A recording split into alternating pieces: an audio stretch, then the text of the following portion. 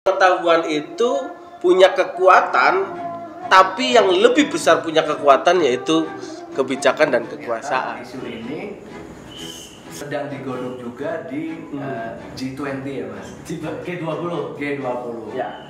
Salah satu bahasan atau rangkaian kegiatan G20 ini ada namanya U20, Urban 20. Urban 20. Urban 20. Di Urban 20 ini salah satu atau temanya adalah tentang desa.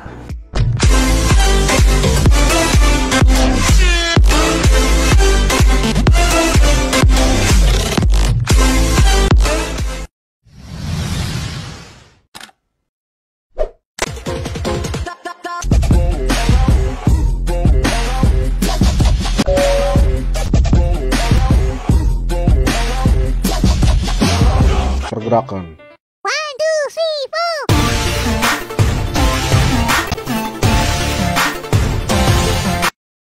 Assalamualaikum warahmatullahi wabarakatuh. Selamat malam. Kembali lagi di YouTube Sudut Pergerakan, channelnya anak muda yang pengen mencoba untuk berkontribusi pada ranah publik.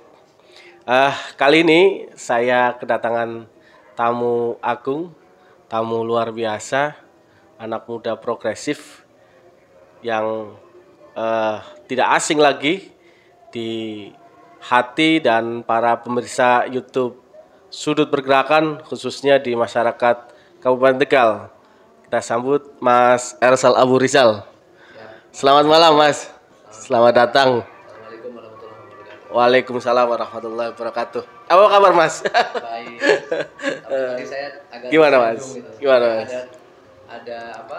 Ya. Tamu agung kan? Tamu segitunya Mas. Iya. Siap, terima kasih sudah diundang. Siap. Kita pengen bikin penasaran para pemirsa bagaimana Mas Ersal kedua kalinya ya Mas datang ke YouTube kita dan sebagainya. Oke Mas, saya malam ini mencoba untuk ngebahas bagaimana sebetulnya tantangan dan anak muda hari ini. Soal bagaimana peran, kemudian bagaimana apa yang semestinya harus dilakukan oleh anak muda, dan tentunya bangsa ini menantikan peran dan serta. Mas Ersal, ini saya ulik dulu eksplorasi diri dari Mas Ersal. Nanti juga bisa mengenalkan lebih lanjut kalau saya kurang, karena kalau lihat mungkin kurikulum vitae-nya itu sangat banyak sekali gitu Mas. Saya lihat Mas Ersal bahwa hari ini Mas Ersal sekarang menjadi ketua KNPI Kabupaten Tegal, yang juga sekaligus mengemban amanah sebagai salah satu atau satu-satunya manajer atau pengelola Persekat liga sepak bola yang klub sepak bola yang menjadi kebanggaan masyarakat Kabupaten Tegal, kira-kira begitu. Sehingga ini ada dua hal, KNPI dan Persekat ini menjadi salah satu domain dan punggawanya Mas Ersal untuk menemui para anak-anak muda di Kabupaten Tegal, kira-kira begitu. Selain juga Mas Ersal ini sebagai pengusaha muda yang cukup sukses, kita lihat misalnya begitu banyak salah satu karya-karya beliau Mas Ersal yang kemudian lahir dan besar di lingkungan keluarga yang cukup terdidik, kemudian mengemban S1-nya di ITS Surabaya dan kemudian S2-nya di UI. Beliau sebagai insinyur konstruksi dan sebagainya, dan beberapa karya-karyanya luar biasa. Ini sedikit sekelumit tentang apa yang ada di dalam Mas Ersal. Nanti sebetulnya banyak sekali yang bisa kita galis demikian rupa sehingga kita bisa lebih memahami dan mengenal lebih sosoknya Mas Ersal. Mas, kita santai Mas, dan kita ngobrol apa adanya layaknya, kadang-kadang bisa sambil ngeteh. Boleh ya sekali. Boleh Mas. Siap Mas. Alhamdulillah. Mas, sebetulnya kalau kita ngomong soal anak muda Mas, apa sih yang menjadi kekuatan anak muda hari ini dan seberapa jauh sih tantangannya untuk masyarakat, bangsa dan agama saat ini, sehingga kita tahu positioning pemuda hari ini tuh harus seperti ini, seperti ini, seperti ini. Gimana Mas? Ya Mas. Memang tantangan anak muda dari zaman ke Iya. zaman tuh beda-beda ya Mas. Betul. Kalau dulu zamannya sebelum kemerdekaan, Ya. anak-anak muda tuh diajak ikut perang. Betul. Zamannya- Mengambil senjata lah ya. Senjata dan sebagainya. Terus mungkin saat zaman pembangunan, Ya. ya di situ udah mulai banyak anak-anak muda yang harus berkontribusi untuk pembangunan Indonesia. Ya. Nah sekarang ini zaman sangat berbeda lagi. Iya Mas. Zaman begitu cepat perubahannya, Betul. dan ternyata anak-anak muda sekarang Mm-mm. sebetulnya sudah banyak tampil di berbagai sektor yang sebelumnya udah umum Ya. ditempati oleh anak muda. Iya. Jadi kalau menurut saya sebetulnya tantangannya adalah kita mau nggak tampil, kita mau nggak berkontribusi, Ya. karena ternyata sudah banyak yang memulai dulu untuk Iya. untuk itu. Tinggal Iya. kita mau apa enggak. Kita mau Paling atau penting enggak kita- untuk ngambil peluang itu, kira-kira begitu Mas ya. Tantangan yang Dan apa Mas? Tadi saya kata kunci bahwa yang dulu nggak pernah dilakukan pemuda sekarang kemudian dilakukan anak-anak muda. Apa Mas misalnya? ya, Ya. contoh dalam hal akademik misalnya. Sekarang dengan adanya misalnya LPDP ya. Iya.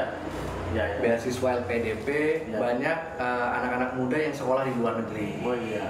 Kemudian pulang harus menjadi akademisi, Betul. ya. Kemudian makin banyak dosen-dosen muda yang harusnya punya energi dan wawasan yang lebih luas karena mereka belajar di luar negeri. Itu Ya, dari sisi ya. akademik. Ya.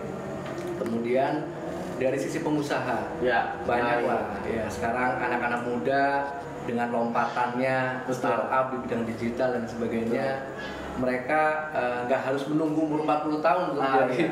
jadi kaya, jadi Iya, apa. betul. Dan misalnya di bidang pemerintahan, Ya, itu. kepala desa sekarang banyak anak Iya. muda, kepala daerah banyak anak-anak muda, bahkan gubernur, wakil gubernur itu udah ada anak muda ya.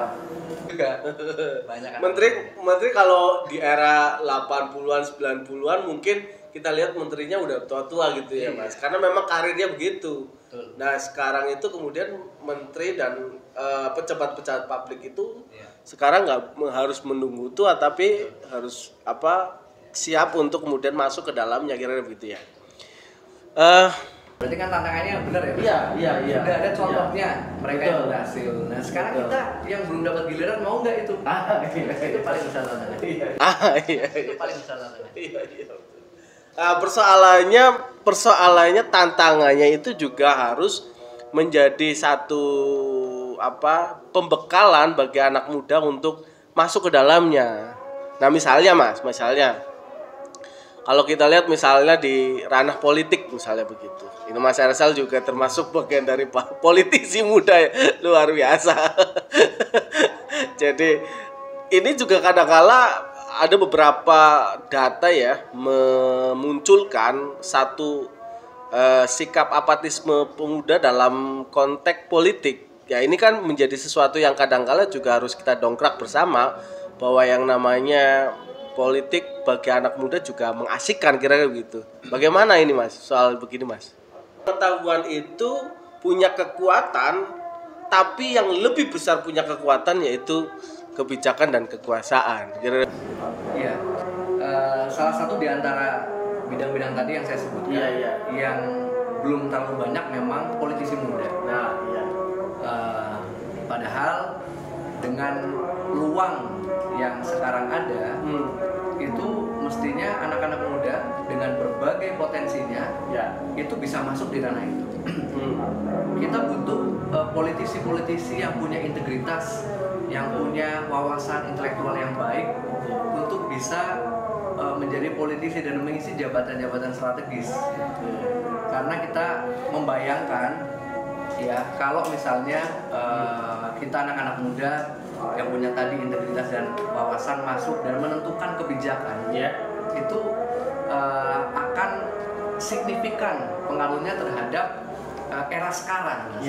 Era yang begitu cepat, era yang harus bisa adaptif, dan apalagi yang sering kita dengar bonus demografi itu kebanyakan berarti kan usia produktif, kebanyakan anak-anak muda. Dan bonus demografi itu kemudian kalau nggak didesain sedemikian itu akan menjadi troublemaker, kira-kira begitu Mas ya? Iya, ntar kebijakannya nggak sesuai dengan yang kita inginkan. Makanya kita harus masuk, menurut saya itu penting sekali. Anak muda masuk di dalam rumah politik. Betul. Nah, itu penting. Ya. Bagi Mas Ersal penting dan sebetulnya harus penting ya, kira-kira begitu ya. Betul. Dan kabar baiknya memang sekarang partai-partai politik kayaknya sudah mulai banyak merekrut anak-anak muda, Mas. Iya. Untuk bisa menggait anak-anak muda yang lain. Nah, husnudonya kita punya pikiran yang baik. Mudah-mudahan anak-anak muda itu tidak hanya menjadi alat politik saja untuk menggait kemudian kebijakannya sama aja, tapi juga tadi kalau kita diisi anak muda yang punya potensi dan intelektual dan integritas yang paling penting, insya Allah itu bakal oke sih. Nah, iya, memang di dalam politik juga ada kebijakan. Kebijakan itu sangat berpengaruh terhadap perubahan-perubahan yang ada, kira-kira begitu Mas ya. Ilmu pengetahuan itu punya kekuatan, tapi yang lebih besar punya kekuatan yaitu kebijakan dan kekuasaan, kira-kira begitu. Kalau kita nggak masuk ke dalamnya juga tidak bisa mewarnai itu, kira-kira begitu Mas ya. Nah, sebetulnya kalau lihat pemuda dan kepemimpinan, ini langsung ke pemuda dan kepemimpinan lagi, kira-kira begitu. Apa nggak kita bilang sebagai pemuda yang kurang ajar kalau misalnya nih Mas, orang tua ini masuk sebagai orang yang tetap mau mempertahankan kepemimpinannya, kira-kira gitu. Bagaimana cara kita berkomunikasi Mas? Bagaimana cara kita untuk kemudian aku loh yang sebetulnya juga bisa masuk di dalam kesempatan dalam konteks kepemimpinan ini, misalnya begitu Mas. Gimana Mas? Ya itu memang mungkin menjadi salah satu yang pengganjal kita, apalagi kita adat ketimuran. Betul. Itu menjadi salah satu obstacle ya. Hambatan. Yang membuat kita maju untuk tampil maksudnya. Tapi tadi balik lagi, kita sekarang sudah banyak anak-anak muda yang tampil. Misalnya, yang paling tinggi aja lah, Pak Presiden Jokowi.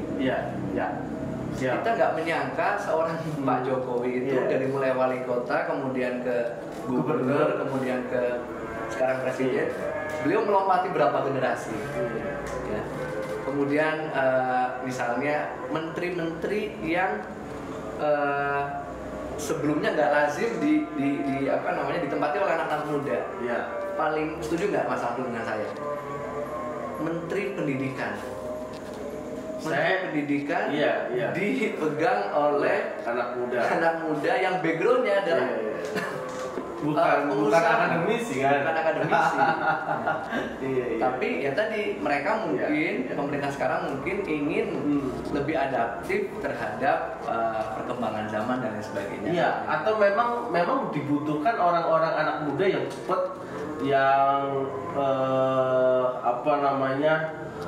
revolusioner lah kira-kira begitu, sehingga kemudian perubahan akan cepat kembali, kira-kira begitu Mas ya. Betul. Jadi kesimpulan saya itu kita mungkin boleh nanti beradu visi, beradu diskusi dengan senior kita. Yang penting kita punya visi, kita punya integritas, integritasnya mungkin belum ya, maksudnya belum teruji, karena kita belum pernah merangkak. Intelektual. Dan bukan berarti kemudian kita tidak punya adab ketika kemudian konteksnya adalah kita mau berperan di situ Mas. Oke Mas, ini soal politik dan menarik menurut saya, dan podcast ini saya kira juga bahwa diskusi ini mencoba untuk menaikkan ruang motivasi para pemuda untuk masuk ke politik, kira-kira begitu Mas ya. Tapi bahwa begini Mas, kadangkala kita ini oke, mendapat kesempatan untuk kemudian masuk ke ruang-ruang politik dan mengambil kebijakan. Tapi kadangkala ini nggak dibekali dengan sebuah kiat atau strategi untuk menjadi pemimpin yang baik. Nah ini yang menjadi penting. Seringkali beberapa misalnya kemudian ngomong soal kepemimpinan. Tapi ada ruang-ruang pembelajaran kepemimpinan yang harus dilakukan. Nyuwun sewu misalnya Mas, misalnya. Salah satu contoh, apakah teman-teman muda atau misalnya orang-orang sepula yang sudah menjadi DPR dalam hal untuk masuk ke legislatif atau eksekutif pernah nggak yang namanya mengikuti sekolah anggaran, sekolah APBD misalnya, sehingga kemudian masuknya dia untuk menjadi seorang yang pengambil kebijakan itu tahu postur anggaran seperti apa, dia tahu propurnya seperti apa. Dia bukan hanya soal memenangkan suara terbanyak, tapi juga siap untuk masuk ke dalamnya. Ini yang menjadi tantangan kita, Mas. Bagaimana ini, Mas? Misalnya begitu, Mas. Kadang-kadang kan ruang pertarungannya itu selalu berbicara tentang oke, aku menang suara terbanyak, masuk ke Senayan, masuk ke ruang-ruang pelantikan DPR dan sebagainya. Ini yang menjadi penting. Ya kita mau tidak mau memang kita dianugerahi sistem politik yang seperti itu ya Mas. Kita belum pernah pada saat kita kontestasi mengambil hati konstituen, kemudian diuji kemampuan kita dalam membaca anggaran, dalam wawasan kepemerintahan itu nggak pernah kayaknya. Iya betul. Tapi menurut saya sekarang masyarakat juga sudah harus bisa memilih track record ya, track record. Jadi dengan calon-calon yang begitu banyaknya, kemudian misalnya satu punya modal sosial, mereka juga punya kiprah, itu juga bisa menjadi dasar buat kita memilih. Artinya kiprah tentunya berorganisasi, bermasyarakat dan sebagainya ya. Dan karya tentunya kan, karya sudah punya apa gitu, itu untuk masyarakat, untuk bangsa. Tapi menurutku tetap menjadi sebuah keniscayaan dan salah satu skill bahwa tugasnya misalnya legislatif, saya ngomong legislatif, tugasnya diketahui dan kita bekali pengetahuan itu untuk masuk di dalam sesuatu yang lebih praktis kira-kira. Ya, bagi teman-teman muda yang setuju dengan saya dan saya kira banyaklah anak-anak muda yang mengkampanyekan bahwa mari kita tampil, kita menjadi pejuang kebaikan, kita menjadi masa depan bangsa. Jadi saya kira ya mari kita teman-teman muda ini harus membekali diri dengan segala kemampuan yang bisa kita jadikan bekal untuk bisa meyakinkan konstituen. Misalnya dalam berorganisasi. Contohlah saya di KNPI. Nah itu. Kenapa saya memilih KNPI? Gitu. Kenapa nggak organisasi lain? Betul. Saya melihat KNPI ini sangat strategis. KNPI ini misalnya ya di Kabupaten Tegal ini kan terdiri dari lebih dari 50 OKP. Dari berbagai ideologi organisasi. Kemudian komunitas muda. Betul. KNPI ini menjadi laboratorium kita dalam berproses untuk menjadi pemimpin. Ya. Karena di KNPI ini banyak bidang yang bisa dikerjakan, di bidang politik, di bidang ekonomi, kemudian di bidang pendidikan dan sebagainya. Inilah yang menjadikan saya memilih KNPI menjadi ruang saya berproses. Dan banyak teman-teman di KNPI yang sudah membuktikan kiprahnya, membuktikan karyanya untuk Kabupaten Tegal. Dan ini penting buat teman-teman calon lain, teman-teman yang ingin masuk ke politik dan masuk ke kepemimpinan daerah untuk bisa berproses di organisasi masing-masing. Iya, termasuk yang paling penting bukan hanya di organisasi kepemudaan atau masyarakat, organisasi politik di dalamnya ada beberapa organisasi muda politik Ya. juga sebetulnya penting ya Mas untuk menggembleng para anak-anak muda untuk siap menjadi seorang pemimpin. Nah ini menjadi penting kadang-kala lepas dari itu ya Mas. Karena tadi yang baru disebutkan saya sebagai ketua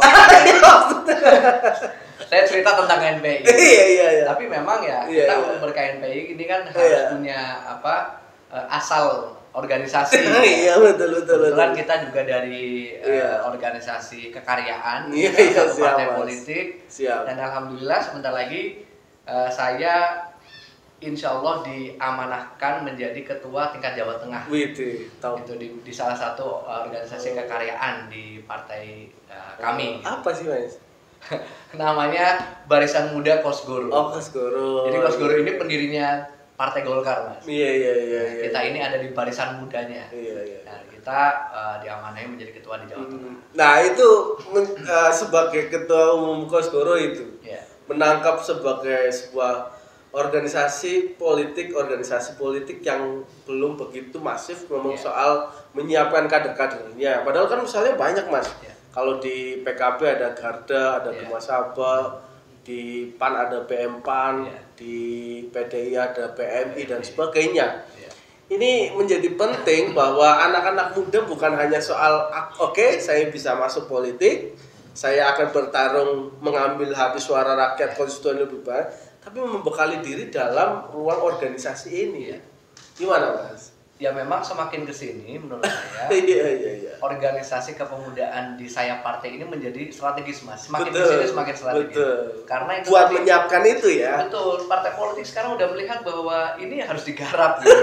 Tidak hanya mengambil hati Iya. konstituen, tapi Iya. organisasi kepemudaan di sayap partai ini harus dihidupkan dan diisi oleh anak-anak muda Iya. yang punya potensi. Betul. Makanya teman-teman yang ingin masuk ke partai politik, saran saya Harus masuk ke situ ya. ke organisasi kepemudaan di sayap partai dulu. Nah, iya.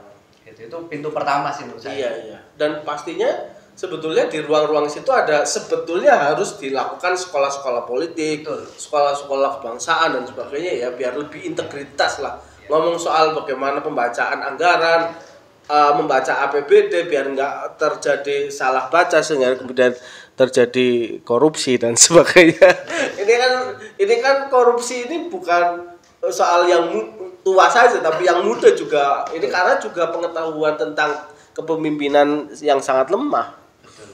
Itu pengetahuan ya, Mas. Iya. Biar kita tahu mana do and don't, mana Betul. yang boleh dilakukan, mana yang tidak boleh dilakukan. Itu penting, Mas. Betul. Dan pasti akan punya kepemimpinan yang lebih, punya satu integritas dan masyarakat lebih percaya kira-kira begitu Mas. Oke, soal kepemimpinan, pemimpin dan masyarakat dan daerah Mas. Nah ini mumpung tadi sosok ketua PMK, sosok pengusaha. Sekarang saya ngomong soal bagaimana sebetulnya pemuda harus berperan untuk berkontribusi atas pembangunan daerah. Aku sangat sangat bangga ketika saya dengar Mas Ersal dalam kepemimpinannya menelurkan soal Desa Layak Pemuda sebagai turunan dari Kabupaten Layak Pemuda.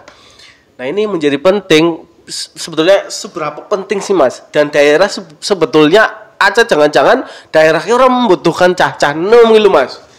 Tersingkirkan dalam ruang-ruang yang lebih punya eksplorasi perannya kira-kira. Gimana Mas ngomong soal begitu Mas? Iya. Kita lebih ke menangkap isu yang ada sekarang. Ternyata isu ini sedang digodok juga di G20 ya Mas. G20. Ya. Salah satu bahasan atau rangkaian kegiatan G20 ini ada namanya U20, Urban 20. Urban 20. Urban 20. Di Urban 20 ini salah satu atau temanya adalah tentang desa. Desa ini udah masuk dalam perbincangan internasional yang akan dibahas Indonesia. Artinya apa? Visi yang sedang digarap oleh KNPI yang kemudian ditelurkan menjadi program ini satu frekuensi dengan apa yang sedang dibahas dalam perbincangan internasional, bahwa kita itu pembangunan itu sekarang harus dimulai dari desa.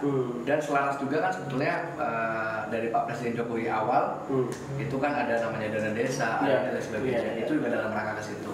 Dan kita KNPI menyiapkan program Desa Layak Pemuda. Salah satunya adalah menyiapkan kalau sudah ada kebijakan pembangunan dari desa, gimana nih anak-anak muda supaya bisa berkontribusi dan menjadi aktor pembangunan di desanya masing-masing. Berkontribusi dan menjadi aktor pembangunan di skala desanya masing-masing.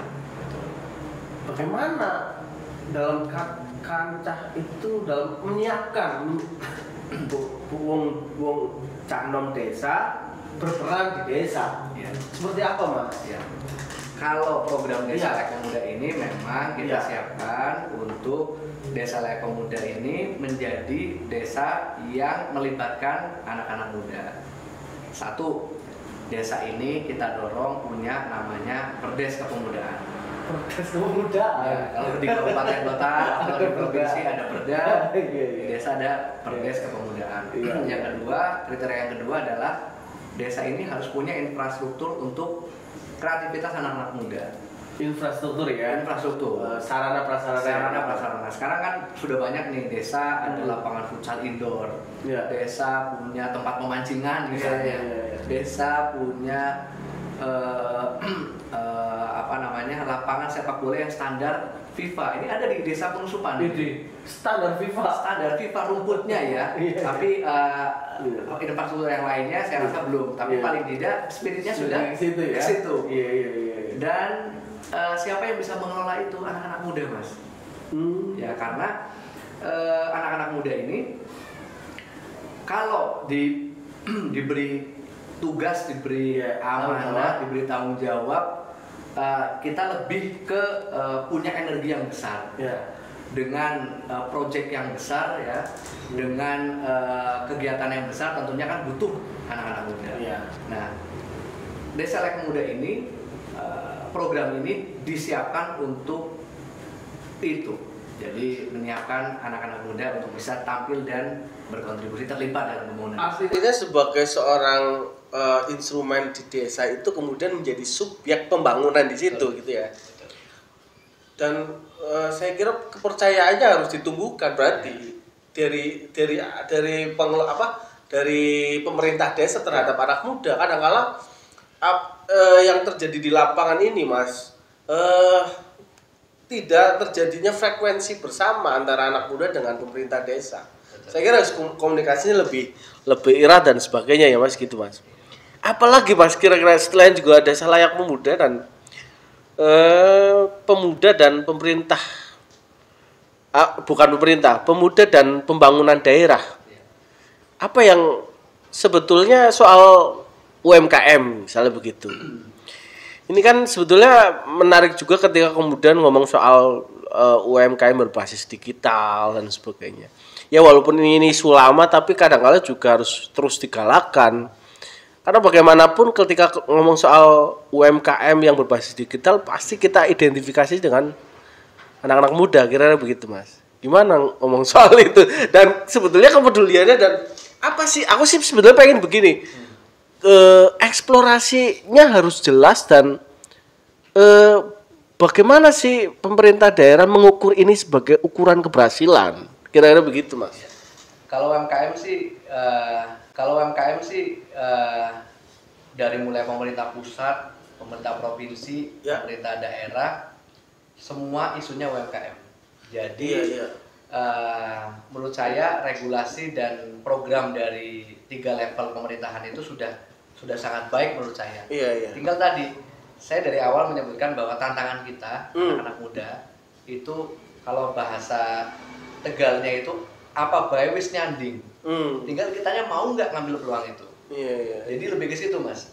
Anak-anak muda mau nggak mengambil peluang besar UMKM yang nyata-nyatanya memang UMKM ini menjadi kekuatan besar ekonomi Indonesia loh, Mas. Penyumbang paling besar PDB loh. Boleh Mas Ersal bilang begitu, tapi kalau ngomong data di Kabupaten Tegal pengangguran naik, ini kan jadi semacam paradoks tersendiri bahwa gimana kesempatan udah terbuka lebar tapi pengangguran naik.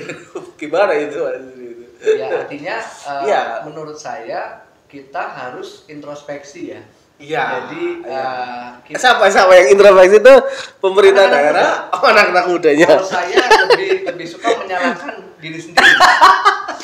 Jadi ayo nih teman-teman, ya, banyak program, banyak peluang ya. Iya. Tinggal kita mau nggak terlibat. Kalaupun misalnya program yang sebetulnya tujuannya baik, kemudian aplikasi di lapangannya kurang, ya marilah kita kritisi gitu. Betul. Jadi saya lebih suka menyalahkan mengkoreksi diri sendiri. Soalnya saya pernah dengar begini soalnya. Memang kecenderungan di UMKM dan tidak berbasis pada kerjaan yang seperti karyawan gitu Mas. Karena kita lihat kan banyak pabrikasi yang ada di Kabupaten Tegal dan itu sangat membuka lowongan kerjaan luar biasa. Tapi kok data pengangguran naik kan, jadi identifikasinya apa kemudian ini nggak sesuai dengan cara pandang anak muda Tegal sehingga pengen jadi bos semua gitu. Nyatanya memang begitu Mas. Adanya pabrik di Iya. Kabupaten Tegal dan sekitarnya ini tidak terlalu signifikan mengurangi jumlah pengangguran. Saya pernah ngobrol dengan beberapa pelaku industri besar pabrik. Iya. Mereka kesulitan cari karyawan, Mas. Kesulitan mencari karyawan ya. Misalnya sudah ada dapat misalnya kebutuhan 1.000. Turnover-nya tuh tinggi. Jadi keluar masuknya tuh tinggi, Mas. Iya. Dapat 1.000 keluarnya 500 misalnya gitu. Saya nggak tahu tepatnya ya. Intinya selalu saja pabrik-pabrik ini itu buka lowongan gitu. Pabrik yang ada di Kabupaten Tegal. Kabupaten Tegal. Itu nyatanya seperti itu. Oke Mas, ayo kita berpikir Mas. Begini. Apakah itu karena UMR yang sangat rendah? Nah itu perlu dikaji. Satu poinnya itu. Iya. Karakternya anak-anak muda. Nah itu maksudku, aku pengen cari loh karakter anak-anak muda Tegal itu. Kayaknya perlu kajian khusus. Sebetulnya anak-anak muda Tegal cocoknya apa? Pengen apa dong ini bahasanya ya? Cocok karo impen gitu loh. Cocok remennya apa gitu kan? Banyak perusahaan yang sudah bermigrasi dari Jabodetabek Tegal dan sekitarnya. Iya betul. Ya, itu masih ada pengangguran yang banyak. Ya iya, dan sebetulnya kan nggak matching dengan status pemulihan COVID yang sebetulnya juga dalam rangka untuk mengurangi kemiskinan, pengangguran dan sebagainya. Ini kita harus berpikir bareng ini. Dan salah satunya saya begini Mas, saya terinspirasi satu kali lagi ya. Saya terinspirasi oleh kepemimpinan muda yang dibangun oleh Emil Dardak. Nah ini yang saya kira juga harus banyak anak-anak muda yang tadi sudah berani untuk kemudian tampil membuat solusi besar bahwa ayolah kita warnai ruang-ruang distribusi politik, pembangunan daerah. Kalaupun seperti saya nggak mungkin misalnya nyalek dan sebagainya, ya sudah bersuara aja dulu. Gitu Mas. Amin. Sosok Mas Samsul ini sebetulnya kita butuhkan. Sosok Emil Dardak, doktor muda jadi wakil gubernur. Sosok Mas Samsul Balak, calon doktor muda. Ya, amunisinya jauh Mas. Jadi harus kolaborasi. Iya betul. Punya ini tapi juga pengen punya itu. Tantangannya partai politik sekarang Mas. Betul. Bagaimana partai politik ya antara jumlah kader yang minimal akan intelektualitasnya, kemudian ada misalnya para donatur yang peduli terhadap bangsa, kemudian dia cocok dengan platform partai politiknya. Itu mestinya kan kolaborasi. Keren banget. Ada program partai politik misalnya want to be legislator gitu. Betul. Misalnya. Itu keren juga misalnya. Betul. Dan ini Mas sebetulnya kalau didesain dan diskenario dengan baik misalnya nih anak-anak muda kemudian masuk membuat satu kepemimpinan yang terukur yang kemudian selalu ada think tank gitu begitu kan. Ketika kemudian ada uji perda, uji apa itu dia bunyi bukan dia memasrahkan engkau ada naskah akademik kita serahkan kepada perguruan tinggi, udah selesai tinggal itu aja. Tapi pribadinya nggak kemudian membangun diri, ini juga penting Mas, sebetulnya. Ya. Artinya kalau di satu partai punya konsultan, punya satu penelitian riset tersendiri dan ini hasilnya digodok di fraksi mengusulkan ini kan dialektikanya lebih menarik, kira begitu Mas ya. Walaupun sudah distribusi itu di tenaga ahli ya. Nah iya, tapi kan nggak kan kurang independen ya. Betul. Coba misalnya ini melekat pada partai politik misalnya. Melekat pada partai politik. Bukan melekat pada anggota dewannya kan? Iya, partai politik punya dewan riset yang luar biasa. Jadi dialektika kebijakannya itu terasa gitu loh, kotor-kotor untuk sampai kepada hal yang sifatnya itu menyejahterakan rakyat. Ini berarti inspirasi saya untuk visi misi Barisan Muda Kosko. Siap. Barisan Muda Kosko 27 Jawa jadi Tengah. Jantungnya Golkar gitu Mas. Kita harus punya dewan riset. Nah, iya betul. Saya tawarkan pertama kali langsung ini kira-kira gimana ini? itu harus diselesaikan di angkring kan Mas. Jangan di sekarang itu berat nanti. Kita langsung exit strateginya jelas. Iya. Diskusi ini. Iya. Tapi ini Mas, menurut saya BMK atau siapapun lah, ayolah minimal buat sekolah anggaran lah. Iya. Sehingga kemudian anak-anak muda yang masuk ke situ itu sudah ngerti, bukan plonga-plongo Mas, orang ngerti ini sebenarnya gimana sih konstruksi postur anggarannya. Wis pokoknya ngikuti partai baik dan sebagainya. Itu kan menjadi nggak menarik menurut saya walaupun dia anak muda kira-kira begitu. Oke Mas, untuk malam hari ini kita mudah-mudahan bukan hanya malam ini saja ya Mas ya, karena ini podcast juga pengen menggali terus sesuatu yang ada di dalam visi misi Mas Ersal. Artinya visi misi bukan visi misi apa ya, dalam konteks kesananya bahwa kita pengen tetap voice inspiratif ini menjadi sesuatu yang kita gaungkan bersama. Pesan terakhir Mas untuk anak muda khususnya di Kabupaten Tegal, mau nggak Mas? Ya, saya masih konsisten dengan apa yang saya sampaikan pada awal bahwa anak muda ini nggak boleh nunggu ya. Jadi peluang itu sudah sangat banyak. Bagaimana kita anak-anak muda ini menyiapkan diri untuk mengambil peluang itu. Sudah banyak pendahulu kita, anak-anak muda yang sudah berhasil di pos-posnya masing-masing. Tinggal saatnya kita kapan. Oke. Terima kasih. Assalamualaikum warahmatullahi wabarakatuh. Waalaikumsalam. Terima kasih. Saatnya kita kapan bisa orang gelem.